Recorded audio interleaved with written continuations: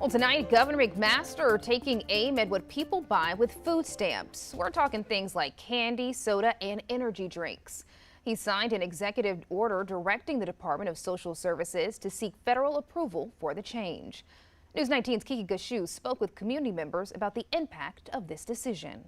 Governor Henry McMaster says the move is about protecting taxpayers while encouraging healthier choices. Done, and I think what we have listed here and described are broad enough to allow some flexibility, but specific enough to address those things that most people will agree should be addressed and probably should not be bought with taxpayer money. And if you want to buy it with your money, you can go right ahead.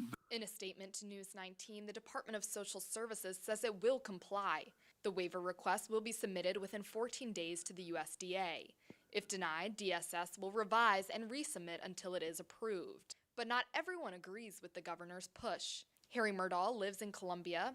He says the changes could hurt families depending on those benefits. I mean, but it's crazy because most people, they rely on that because they can't afford it for themselves, and when they become disabled or disability or when they get cut off from their jobs, that it's like they depend on that, you know, for assistance from the government, from our government. Sue Berkowitz, founder and policy director at the South Carolina Appleseed Legal Justice Center, argues the order stigmatizes low-income families. Oh, I've always been against any kind of ban on food purchases. I mean, SNAP is very narrow. It is only to purchase food.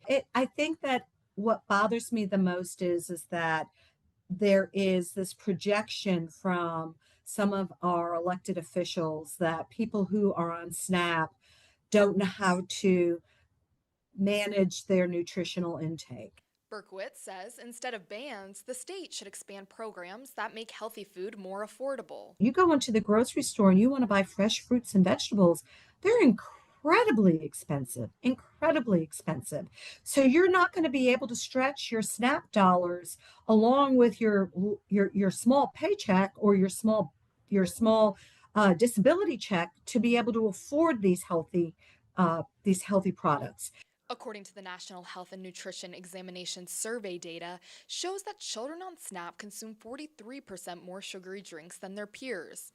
South Carolina will join a dozen other states already approved to restrict SNAP purchases of soda, candy, and sweetened beverages.